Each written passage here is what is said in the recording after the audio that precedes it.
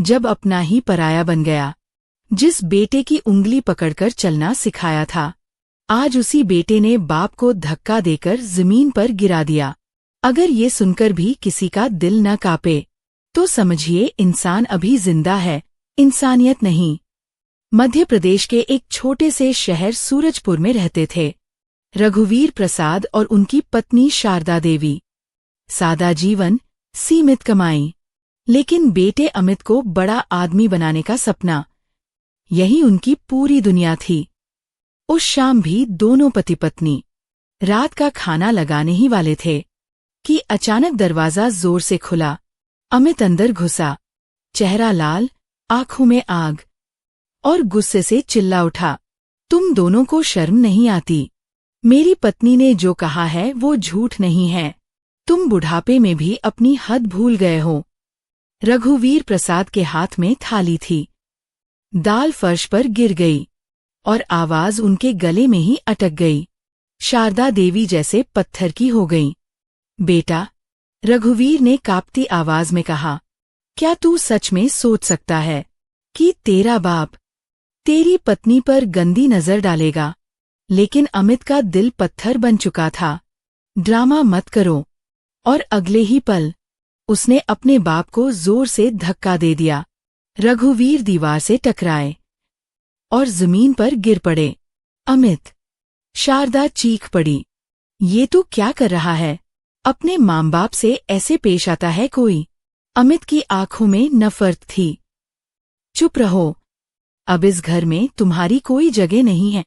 और देखते ही देखते दो बूढ़े माँ बाप का सामान घर के बाहर फेंक दिया गया, बिना चप्पल, बिना पैसे और बिना सम्मान।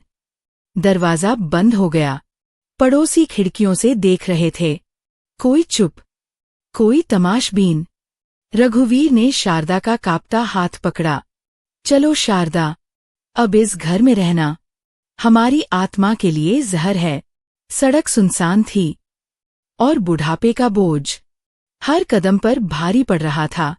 कहाँ जाए, किसके पास जाए? ये सवाल हर सांस के साथ सीने में चुभ रहे थे। जब सम्मान की कीमत भूख बन गई, सड़क पर चलते हुए रघुवीर प्रसाद और शारदा देवी जैसे अपने ही साए से डर रहे थे। शहर सूरजपुर की वही गलियां जहां कभी लोग भैया जी कहकर बुलाते थे, आज वही गलियां उन्हें अनजान नजरों से देख रही थीं। भूख पेट में चाकू की तरह चुभ रही थी।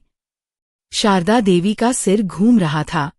रघु, उन्होंने धीमे से कहा, सुबह से दवा नहीं ली, अगर कुछ खा लेते तो। रघुवीर के पास जवाब नहीं था, बस शर्म थी और आंखों में पानी। सामने एक छोटा सा ढाबा दिखा। टीन की छत, टूटी कुर्सियां और एक जलती हुई लालटेन। रघुवीर ने हिम्मत जुटाई और ढाबे वाले से बोले, भैया, अगर थोड़ा सा खाना दे दो तो हम बदले में तुम्हारे बर्तन धो देंगे। इतना कहते कहते उनकी आवाज भर्रा गई। ढाबे वाला कुछ देर उन्हें देखता रहा, फिर बोला, बाबूजी, बैठ जाइए, खाना लगाता हूँ। रघुवीर ने राहत की सांस ली और शारदा को चारपाई पर बैठा दिया। खाना सामने आया, रोटी, दाल और थोड़ी सब्जी। शारदा देवी ने खाते हुए पूछा, पैसे हैं ना? रघुवीर मुस्कुरा दिए, हाँ, हैं। वो झूठ था, लेकिन सम्मान बचाने का आखिरी सहारा। खाते हुए रघुवीर की आंखों के सामने पुराने दृश्य घूमने लगे। जब अमित पहली बार स्कूल गया था, जब उसे बुखार आया था और वो सारी रात उसके सिरहाने बैठे रहे थे। पिताजी, अमित रोता हुआ कहता था, मुझे छोड़कर मत जाना। और आज खाना खत्म हुआ, दोनों उठे। अब सवाल फिर वही था, कहाँ जाए? तभी एक दुबला-पतला आदमी उनके पास आया। बाल उलझे हुए, दाढ़ी बढ़ी हुई, लेकिन आवाज नरम थी। बाबूजी, अगर चाहें तो मैं आपको एक जगह छोड़ दूं। वृद्ध आश्रम है, वहां सब ठीक से रहता है। शारदा देवी ने डरते हुए पूछा, पैसे? वो आदमी बोला, नहीं, आज नहीं लूंगा। रघुवीर ने शारदा की ओर देखा। डर था, लेकिन मजबूरी उससे बड़ी थी। ठीक है, उन्होंने सिर हिलाया। रिक्शा चल पड़ा, लेकिन थोड़ी देर बाद वो सुनसान इलाके में रुक गया। न कोई बोर्ड, न कोई आश्रम, बस टूटी दीवारें और अजीब सी खामोशी। रघुवीर का दिल बैठने लगा, और तभी उस आदमी ने शारदा देवी का हाथ पकड़ लिया। इधर आइए। रघुवीर कुछ समझ पाते उससे पहले दोनों को अलग अलग कमरों में धकेल दिया गया, और तब रघुवीर को समझ आया, ये वृद्ध आश्रम नहीं, बल्कि जिंदा लाशों का अड्डा था। जिंदा होते हुए भीख मांगने की सजा। रात भर रघुवीर प्रसाद को नींद नहीं आई। वो फर्श पर बैठे थे, पीठ दीवार से लगी हुई और आंखें छत पर जमी थीं। दिमाग में सिर्फ एक ही सवाल था, शारदा ठीक तो है? उन्हें अलग कर दिया गया था, न देखने की इजाजत, न बात करने की। हर कुछ देर में किसी बूढ़े की खांसी, किसी औरत की सिसकी और किसी लाठी की आवाज अंधेरे को और गहरा कर देती। सुबह हुई, दरवाजा खुला। वही आदमी जो खुद को रहमदिल दिखा रहा था। चलो, उसने गाली देते हुए कहा, आज से तुम्हारा काम शुरू। रघुवीर बाहर आए तो देखा, कई बूढ़े औरत मर्द एक लाइन में खड़े थे। कुछ के पैर सूजे हुए, कुछ की आंखों में जान नहीं थी। शारदा देवी भी वहीं थीं। उनका चेहरा पीला पड़ चुका था। रघुवीर ने आगे बढ़ना चाहा, लेकिन एक डंडा उनके सामने आ गया। पास नहीं, सब अपनी अपनी जगह। उन्हें शहर के सबसे व्यस्त चौराहे पर लाया गया और हुक्म दिया गया, हाथ फैलाओ।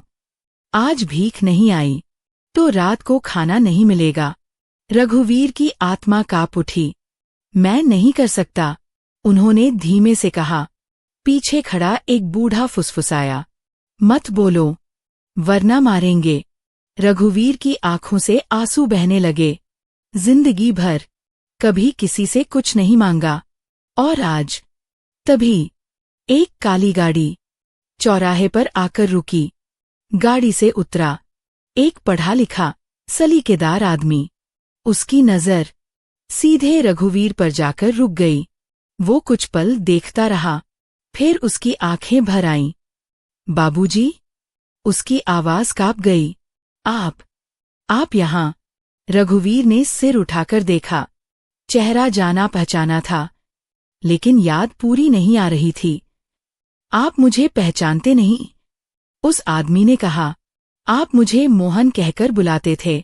और तभी रघुवीर के दिल में पिछले 15 साल एक साथ गूंज उठे। वो लड़का जिसे उन्होंने कभी अपने दिल से लगाया था। लेकिन फिर पीछे से शारदा देवी की आवाज आई, कौन है ये? कहीं फिर से कोई धोखा तो नहीं? लेकिन वो आदमी अब खुद को रोक नहीं पाया। वो सीधे रघुवीर के पैरों में बैठ गया। पिताजी, मैं आपका वही बेटा हूं जिसे आपने एक दिन घर से निकाल दिया था। रघुवीर की सांस अटक गई, धरती जैसे हिल गई, और बीते हुए फैसलों की सबसे भारी कीमत आज उनके सामने खड़ी थी। जिस बेटे को ठुकराया था वही भगवान बनकर लौटा। रघुवीर प्रसाद की आंखें खुली की खुली रह गईं। जिस इंसान के पैर उनके सामने जमीन पर टिके थे, जिसकी आंखों से आंसू गिर रहे थे, वो कोई और नहीं, मोहन था। वही मोहन जिसे उन्होंने कभी अपना बेटा माना था। रघुवीर के हाथ कांपने लगे। मोहन? उनके मुंह से बस इतना ही निकला। मोहन ने सिर झुका लिया। हाँ पिताजी, वही मोहन जिसे आपने बिना सुने घर से निकाल दिया था। शारदा देवी जैसे सुन्न पड़ गईं। उनकी आंखों के सामने 15 साल पुराना दिन जीवित हो उठा। वो दिन जब मोहल्ले वालों के ताने, रिश्तेदारों की जुबान और समाज के डर ने रघुवीर को अंधा कर दिया था। ये तुम्हारा खून नहीं है, लोग क्या कहेंगे, घर की बदनामी हो जाएगी। और उसी जहर में उन्होंने मोहन को घर से निकाल दिया था। मोहन की आवाज कांप रही थी। मैं उस दिन बार बार मुड़कर देख रहा था पिताजी। शायद आप बुला लेंगे, शायद कह देंगे, गलती हो गई बेटा, लौट आ। लेकिन दरवाजा नहीं खुला। आज वही मोहन उन्हें सड़क पर भीख मांगते हुए मिला। शारदा देवी फूट पड़ी। बेटा, मुझे माफ कर दे, मैं माँ होकर भी चुप रही। मोहन ने उन्हें संभाला। माँ, अगर मैं आपको माफ नहीं करता तो आज यहाँ खड़ा ही नहीं होता। तभी पीछे से वो आदमी जो उन्हें इस नरक में लाया था भागता हुआ आया। अरे, तू कौन होता है, इन बुजुर्गों को हाथ लगाने वाला? मोहन की आंखों में अब आंसू नहीं, आग थी। ये मेरे माता पिता हैं। झूठ, वो आदमी चिल्लाया। ये मेरे हैं, मैं इन्हें लाया हूं। बस फिर क्या था, मोहन ने एक ही झटके में उसकी कॉलर पकड़ ली। लोग जमा हो गए, पुलिस आ गई और कुछ ही मिनटों में वो आदमी हथकड़ी में था। रघुवीर की आंखों से आंसू बह रहे थे। बेटा, मैं अपराधी हूं, मैंने तेरा हक छीना। मोहन उनके सामने घुटनों पर बैठ गया। पिताजी, आपसे कोई हिसाब नहीं है मेरा। जो गया उसे मैंने उसी दिन भगवान को सौंप दिया था। उसने उनका हाथ पकड़ा। अब आप मेरे साथ चलिए, अब कोई आपको हाथ फैलाने पर मजबूर नहीं करेगा।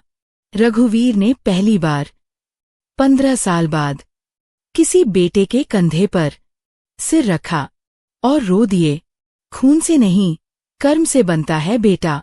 मोहन अपने माता पिता को सीधे अपने घर ले आया।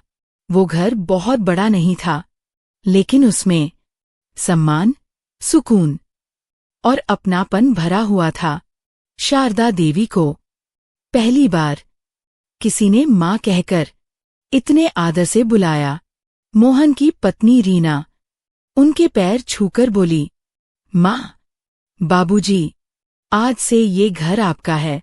रघुवीर प्रसाद की आंखें भर आईं। उन्होंने कभी नहीं सोचा था कि जिस बेटे को उन्होंने ठुकराया वही उन्हें जिंदगी का सबसे बड़ा सहारा देगा। दिन बीतते गए, शारदा देवी की तबीयत संभलने लगी। रघुवीर सुबह बगीचे में टहलते, पोते को कहानियां सुनाते और हर पल अपने किए पर खुद को कोसते। एक दिन रघुवीर की हालत अचानक बिगड़ गई। मोहन दौड़कर आया और उनके सिरहाने बैठ गया। रघुवीर ने कमजोर हाथों से मोहन का हाथ पकड़ा। बेटा, एक बात याद रखना, जिस मासूम के साथ इंसान जुल्म करता है, भगवान उसका हिसाब यही इसी धरती पर लेता है। मोहन रो पड़ा। पिताजी, अब कुछ मत बोलिए।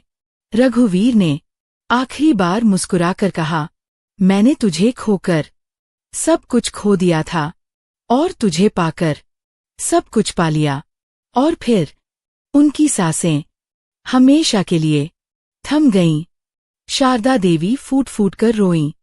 मोहन ने बेटे की तरह नहीं, एक सच्चे पुत्र की तरह अपने पिता का अंतिम संस्कार किया। कुछ महीनों बाद काम के सिलसिले में मोहन एक निर्माण स्थल पर गया। वहीं उसे एक जाना पहचाना चेहरा दिखा। गंदे कपड़े, थका हुआ शरीर और झुकी हुई नजरें। वो अमित था, अपना सगा बेटा। अमित ने मोहन को देखा और सीधे उसके पैरों में गिर पड़ा। भैया, मुझसे बहुत बड़ा पाप हो गया। माँ बाप को घर से निकाल दिया। आज मेरी बीवी छोड़ गई, नौकरी चली गई, अब मजदूरी कर रहा हूं। मोहन कुछ देर चुप रहा, फिर बोला, गलती खून की नहीं थी अमित, गलती इंसान बनने में थी। उसने अमित को उठाया। तू मेरे साथ चल। माँ आज भी तेरा इंतजार करती है। आज वो घर फिर से पूरा था। शारदा देवी दोनों बेटों को एक ही नजर से देखती थीं, क्योंकि अब उन्हें समझ आ गया था, बेटा वो नहीं होता जो खून से जन्म ले। बेटा वो होता है जो वक्त पर माँ बाप के साथ खड़ा हो। सीख, कभी कभी जिन्हें हम ठुकरा देते हैं वही हमारी जिंदगी का सबसे मजबूत सहारा बनते हैं। अगर ये कहानी आपके दिल तक पहुंची हो तो इसे आगे जरूर पहुंचाइए। मेरे वीडियो को लाइक करें, चैनल को सब्सक्राइब करें। धन्यवाद।